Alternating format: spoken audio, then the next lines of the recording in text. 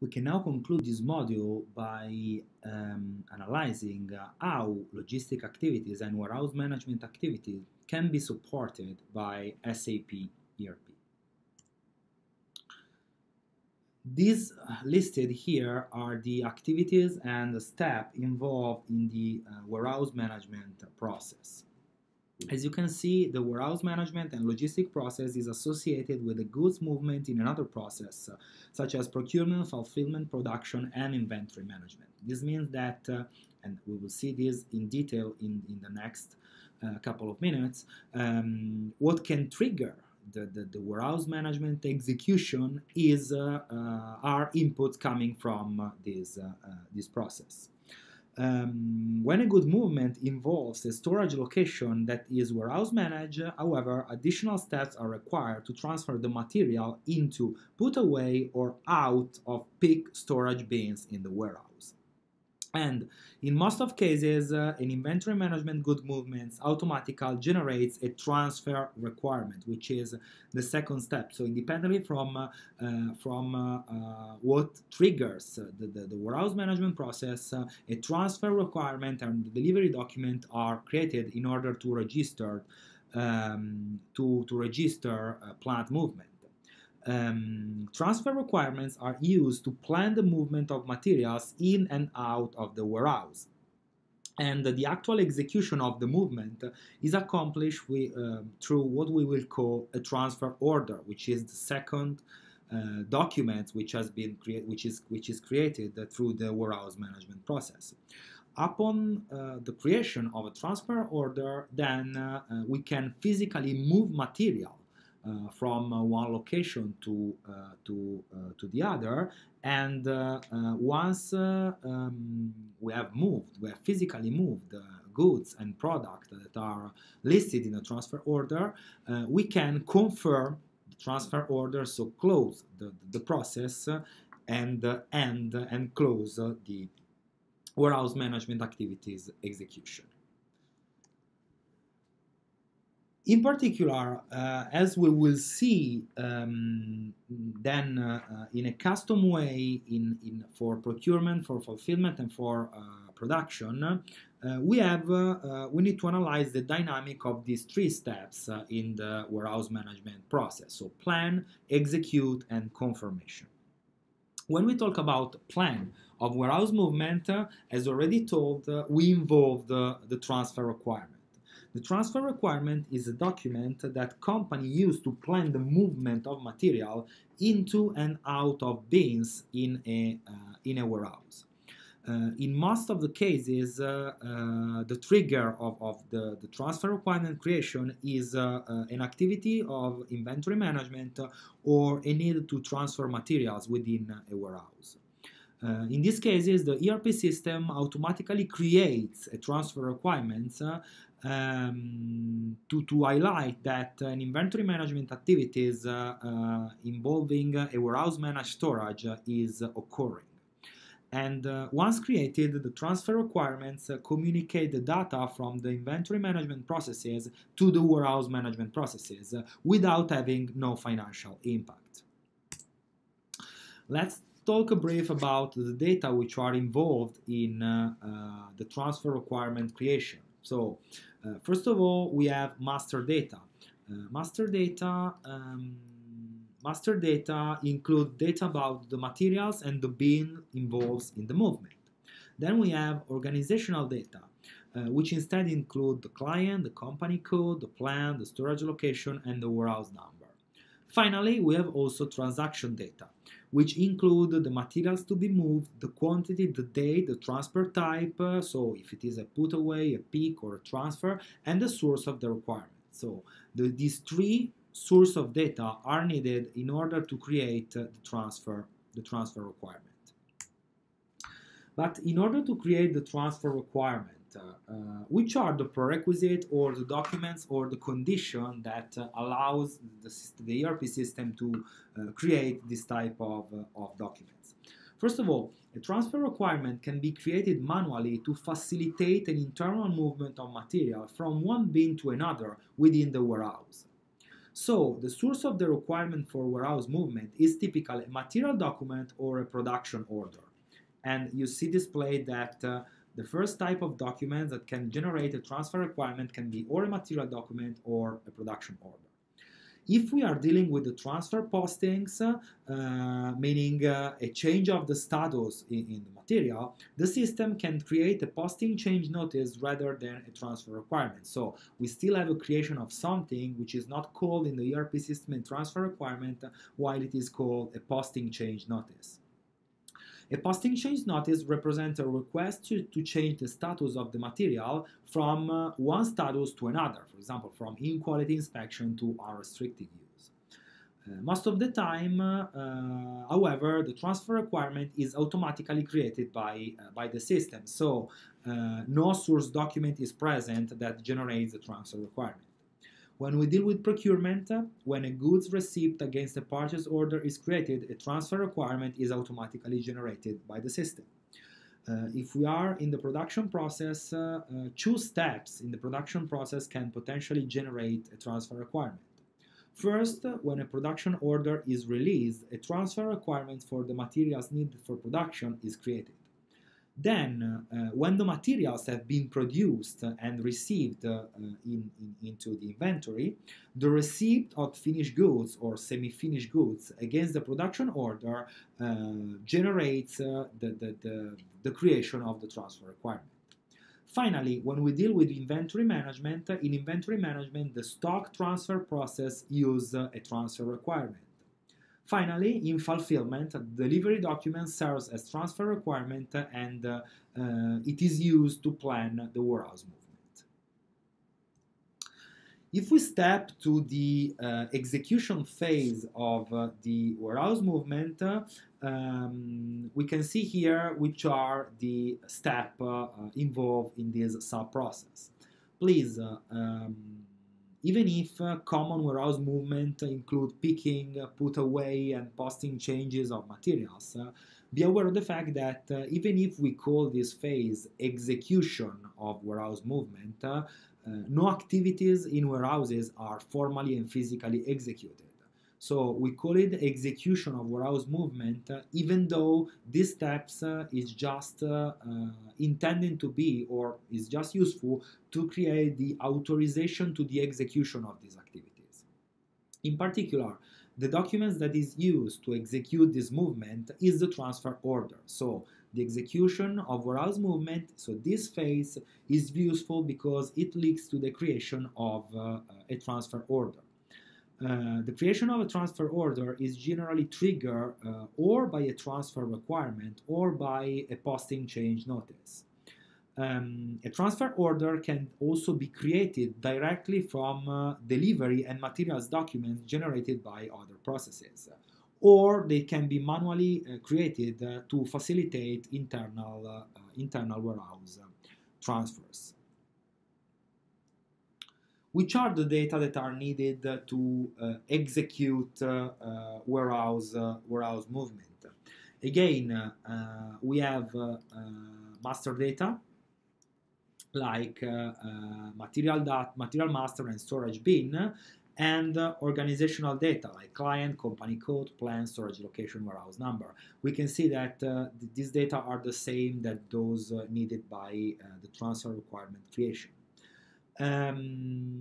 However, if a reference document such as the transfer requirement is used to create the transfer order, of course, data from this document need to be copied to the transfer order. So transaction data include also potential source document. And the data in the transfer order can also include the material number, the quantity, the data, and the transfer type. In addition, identifying the source and destination bins is necessary because then we need to execute warehouse movement. The source and destination bins are often proposed automatically by the ERP system, or they can be provided by the user. So they can be also input by the user if we want to use a different destination from the one proposed by the system. This is how a transfer document looks like. As all the documents in the ERP system, you can see that we have a neither section when we have all the data that are applicable to all line items, like for example the transfer order number, the reference document number, the dates, and the warehouse movement type. And then you have a series of line item, each one referring to different material which are involved in the movement. And line item can include multiple data according to the tab that you select, like the material number, the source storage type, the bin, the quant, destination, the target quantity, the actual quantities moved, and so on. Please be aware of the fact that a particular material can have more than one line item if the material needs to be moved from multiple source bin or multiple destination bins. And I mean, this scenario is not so unusual to occur because it can happen in the case of picking when there is an insufficient quantity in one source bin, and in the case of put away when the destination bin is not large enough to hold all of the material that are supposed to be moved. Again, we can also discuss here which are the triggers or the document that are needed to create a transfer order. And as you can see here, in continuity to what we discussed with the transfer requirement, a transfer order can be created with or without a reference document in place. In particular, transfer order can be created manually or automatically by the ERP system. When they are created, automatically, it means that no source document is present, while when they are created manually, the user selects the appropriate reference documents or documents to be referred to, which can be an existing transfer requirement, a posting changes notice, a material document, or a delivery document. And once the two are linked, the user needs to verify that the data in these documents are correct, and then a transfer order can be created. Of course, when a reference document is not used, the user must provide all of the data that would have been contained in the reference document. So there is also another scenario in which there is no formal linkage with the document existing in the system, but it is the user that posts the information contained included in this document to create the transfer order. Finally, we have the third phase of warehouse movement, which is the confirmation. Confirmation is the physical execution of the activities, because when you generate a transfer order, when a transfer order is generated, it means that warehouse employees, so technician and operator in the warehouse, are allowed to physically execute activities, so physically move the materials from the source bin to the destination bin. With the confirmation phase, activities are executed, and so, physical, financial effect of these activities are registered. So after that, the employees have completed the movement, they retrieve the transfer order and confirm the movement. And so the transfer order, which was previously issued, now is confirmed, and all the associated reference documents, so the delivery document, the transfer requirement, the posting change notice, needs to be updated to register that activities are actually executed. Of course, confirming the warehouse movement involves the same transfer order created in the previous steps. So there is no another creation of another transfer order, but it is used the same document that was created in the previous step. And so this step uses the same data that were used to create the transfer order. So we don't deep dive on the data that are needed to execute to confirm warehouse movement, because they are the same as those involved in the creation of the transfer order. Now, if it is clear, we have generally seen which are the three steps in warehouse movement, so plan, execute, and confirm. These three steps are deployed differently according to the trigger that generates the warehouse management process. So if we deal with procurement, fulfillment, or production, plan, execution, and confirmation are executed differently. So we will now deep dive into how plan, execute, and confirmation of warehouse movement are deployed in the case of procurement, fulfillment, and production. Let's start with procurement. Again, plan, when we deal with plan, it means that we plan the flows of activities to manage warehouses activities triggered by procurement. And you can see the flows as listed in this figure.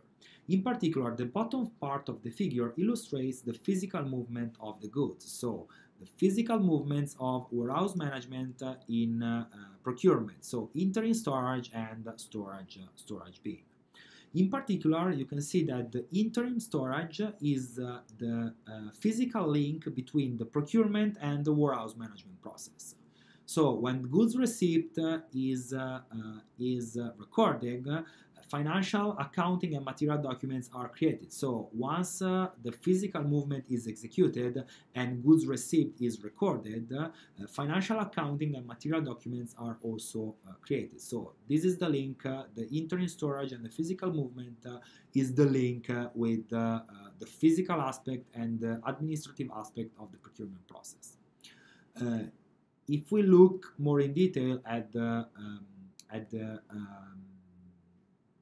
top part of the figure, we can see that, of course, the trigger of the whole process is the purchase order that requires some goods to be delivered. So once this happens, and so when the goods then are physically moved and stored, goods received are placed into the interim receiving storage area, and in parallel, administrative steps are executed, in particular, check of receipt and payment. In addition, the system automatically generates a transfer requirement because the trading goods storage location is warehouse managed. And the transfer requirement is created by an inventory management activities and serves as the information link between the procurement process and the warehouse management process. So here is all that is concerned the physical execution of activities in the warehouse, and here is all what is concerned of the procurement execution of activities linked to warehouse movement. When we talk about instead execution and confirmation, the meaning is the same. So execution leads to the creation of the transfer order, while confirmation authorize and execute the physically the activities involved in this scenario. With execution, a warehouse employee is ready to put away the materials from the interim storage area into warehouse bin, but to do that, he needs to create a transfer order to facilitate this movement. The reference document for this order, of course, is the transfer requirement created at the time of goods receipt. While instead, once I have a transfer order put in place, we can physically move the materials from the interim receiving storage area into the warehouse bin. After this step has been completed, the transfer order is updated to confirm the quantity and the location. Let's see this through an example. So to illustrate this warehouse management step in procurement, we will always consider the JBI case, and in particular, we suppose that JBI wants to increase the inventory of t-shirt in the San Diego plant, and to accomplish this task, he has sent a purchase order of 1,000 t-shirts to its vendor, Spy Gear. And the material need to be delivered to the San Diego plant, which is warehouse managed. We will assume that JBI has 500 t-shirts in stock before this movement taking place. Sorry, no, storage location has 500 t-shirts already in stock. In particular, the first column is indicate what happens prior to process execution. So JBI has a 500 t-shirt in storage location inventory and in the warehouse prior to the start of the process. When JBI receive the 1000 t-shirt from Spy Gear, the warehouse personnel place them in the interim receiving storage area and record a good receipt into the trading goods storage location into the ERP system. If we review inventory at this point, we can see that now there are 1,500 t-shirts in the trading goods storage location, which are the initial 500 plus the 1,000 received from Spy Gear. Then warehouse and bin inventory is unchanged because the t-shirt have not yet been moved into the warehouse. While instead inventory in the interim receiving storage area is increased of 1,000 in order to register the reception of the t-shirt. Then when the movement takes place, if we review the inventory, we can see that any change in the number of the t-shirt in the storage location have taken place because of what we discussed before. So as any t-shirt have been moved yet to the warehouse, just a transfer order has been created, no inventory management changes are registered because this movement happens only when good receipts are recorded in inventory management. This happens in the last step, so in the confirmation. When the physical execution of activities takes place, we can see that the storage location inventory remain unchanged at 1,500, but the quantity in the interim receiving storage area is reduced by the 1,000 t-shirt moved and is now 0, while the warehouse bin now contains 1,500 t-shirt, which were the original 500 plus the 1,000 that were just moved after this process. Now, let's see what happens if we switch the perspective from procurement to fulfillment. So let's deal with the warehouse management in fulfillment, and again, let's start with the plan. As in the case of warehouse management in procurement, also warehouse management in fulfillment needs to be planned in its flows at this phase. And we can see from the figure how the flows of activities of warehouse management in fulfillment looks like. In particular, we can see that the creation of an outbound delivery for a sales order triggers the warehouse management activities. So the sales order creation is the trigger of this process, and while in the case of procurement, the transfer requirement serve as the information link between the procurement process and the warehouse management process. In this case, is the delivery documents that has this role. So the delivery document created from the shipping activity is the link between the inventory management activities and the warehouse management activities.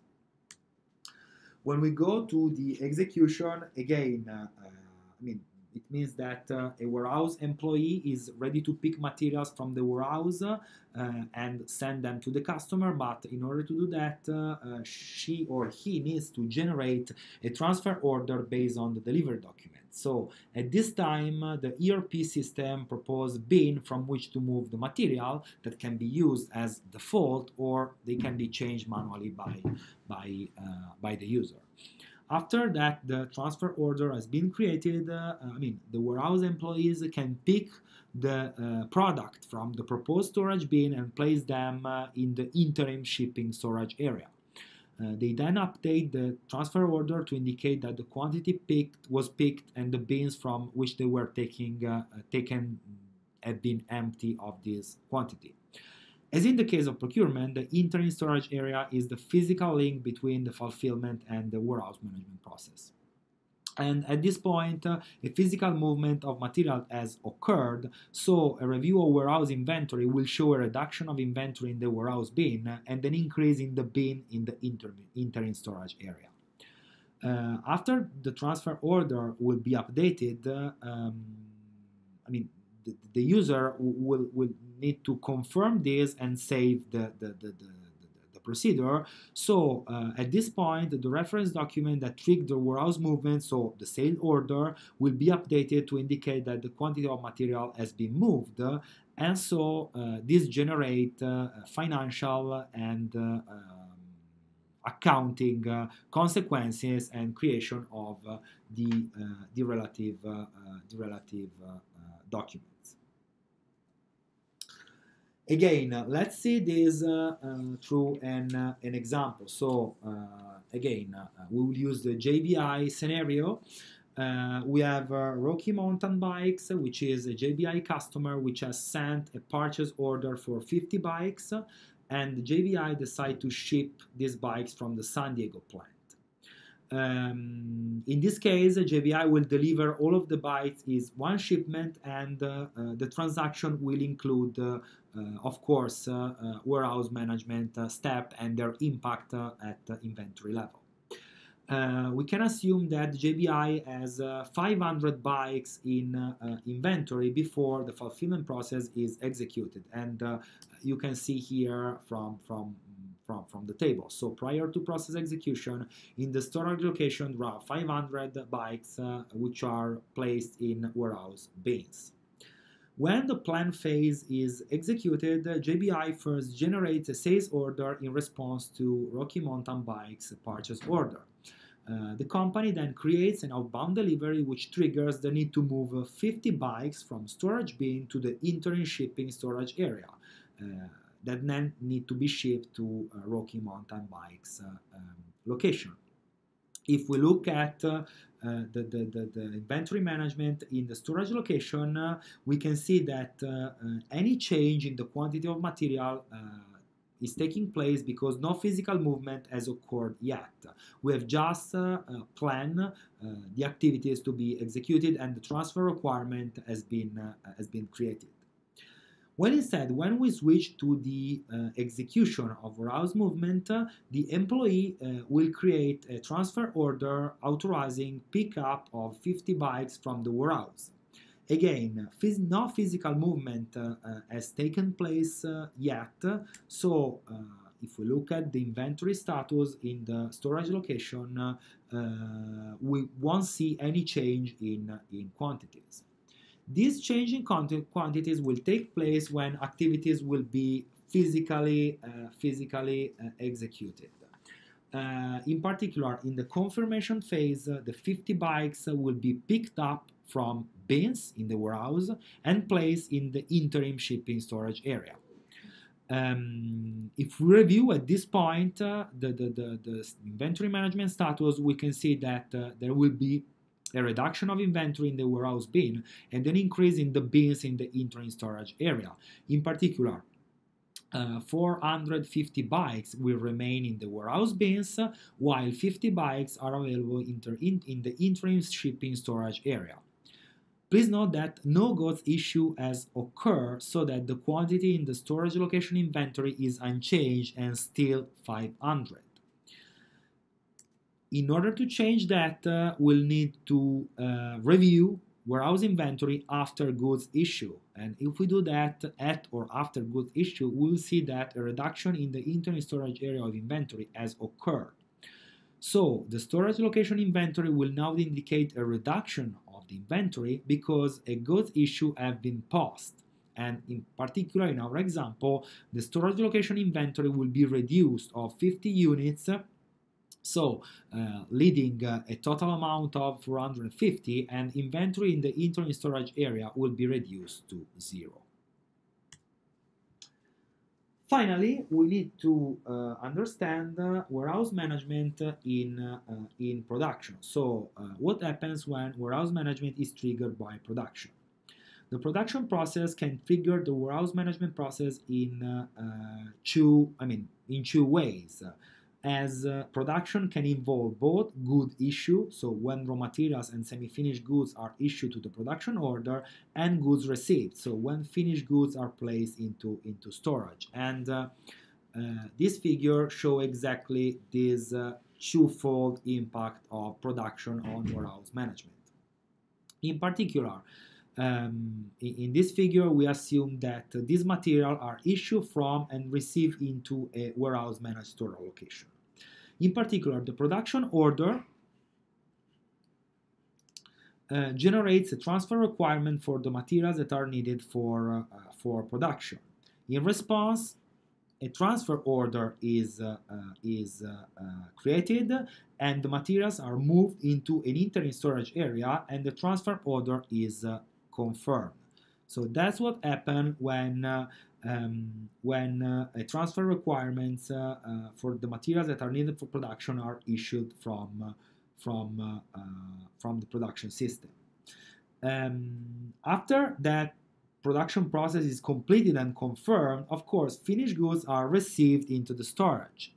So at this point, the warehouse management process steps are similar to those that we have seen with the procurement process. So a goods received is recorded, and the material are physically placed in an interim storage area, and a transfer requirement is automatically created by the system. So a transfer order is then created, and the material are moved from the interim storage area into bins, and the transfer order is confirmed, and so the materials can be then ready to be delivered to the final customer if a sales order or delivery document will be put in place.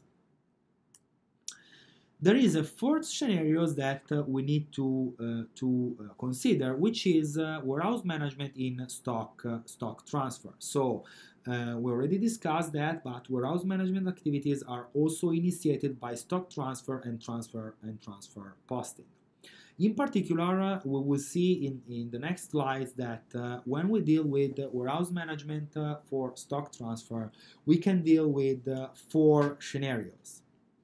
In particular, we have 4 scenarios that will involve movement between 2 storage locations. So recall that inventory management processes are responsible for managing inventory at the storage location level. So these 4 scenarios will require a stock transfer that is initiated by inventory management and involve movement between 2 different storage locations. While instead there is a 5th scenario which involves goods movement between warehouse managed storage locations, so within different warehouse managed storage locations. And in this case, of course, warehouse management activities that needs to be put in place are different. And in particular, a consequence also impact the scenario also impact the financial consequences of this, because if the transfer is between storage location within the same warehouse, no financial impact is in place. While instead, whenever the movement is between storage location of different warehouses, of course, a financial impact is generated. Let's briefly discuss this scenario, which are summarized in this figure. The first scenario involves a stock transfer from a plant where the storage location is warehouse managed, in this case storage location B associated to warehouse 1, to a plant where it is not, storage location A. In this case, a good issue at the sending plant triggers the warehouse management process step, as we have already discussed, while at the receiving plant, a simple goods received is recorded in inventory management. The second scenario instead involve always storage location A and B, but is the opposite movement. So a stock transfer from a plant where the storage location is not warehouse managed, so storage location A, take place to a plant where it is, so storage location B associated with warehouse 1. In this case, a good issue records the shipment of material at the sending location, while at the receiving location, a goods receipt triggers warehouse management process steps. So exactly the contrary of what happened before. The third and the fourth scenarios involve instead a stock transfer between two different warehouse managed store locations. 3 is between two different warehouse managed locations, while 4 is within the same location. Specifically, they involve a goods issue from and a goods received to warehouse managed store location. So, warehouse management processes are triggered at both the goods issue, so from the sending location, and the goods receipt from the receiving location level. Finally, in the fifth scenario, materials are moved from one bin to another within the same warehouse. This is an internal transfer and does not involve inventory management activities. Consequently, a transfer requirement is not automatically generated and therefore must be created manually. After that, the transfer requirement is created, the rest of the warehouse management process steps are completed as in the other scenario within the same warehouse. Now, the last part that we have to address when dealing with warehouse management is reporting. So, similarly as in the case of other processes, a variety of reporting options are also available in warehouse management, including status reports, work lists, online lists, and reports using the information system. A list of documents such as transfer requirements and transfer order can be generated by extracting data from the ERP system, similarly for what seen and what explained for procurement, for production, for fulfillment, and so on. Display here, you see, for example, a list of transfer orders. So here you can see a list of transfer order extracted from the system according to certain criteria. Here you see instead a type of report, so the storage location inventory report, which is an example of an inventory status report. It displays inventory at the storage location level. In particular, here you can see that there are 50 road helmets, so RHMT 1000, in the trading goods storage location TG00 in the San Diego plant, in JBI US company, so US 00. And you can see that, you drill down on different information, and but by drilling down, no inventory at the bin level is shown. This is another type of report which displays inventory at the San Diego warehouse level. In particular, it indicates that there are 50 road helmets in the interim receiving storage area, GR area external receipt, and in particular, this report can be generated only after a goods receipt against a purchase order is recorded. And remember that this is a process step that automatically generates a transfer requirement. Another example of report is the warehouse stock. The warehouse stock is the same report as before, but after a transfer order has been created. In this case, you can see that the 50 helmets in the interim receiving area now appear under the peak quantity column, indicating that they need to be kept up from the interim area, and that the 50 helmets also appear in the stock for put away column in the shelf storage area, because it's there where they are to be put away. Finally, after the transfer order is confirmed, you still have to display the same report, which has again changed, because after the transfer order has been confirmed, you can see that the status of the helmets in the shelf storage area has been changed from stock for put away to available stock. Then another useful report is the bin status report, and an example is represented here. In particular, this report displays a list of bins that contain materials. In particular, in this case, we indicate that the bin number STBN1000 contains rod helmets and t-shirt. And in particular, the system can generate similar report to display all bins or bins that are empty. If you double click on a bin that contains material, you can drill down on, in particular, the details that are of materials that are included in the bin.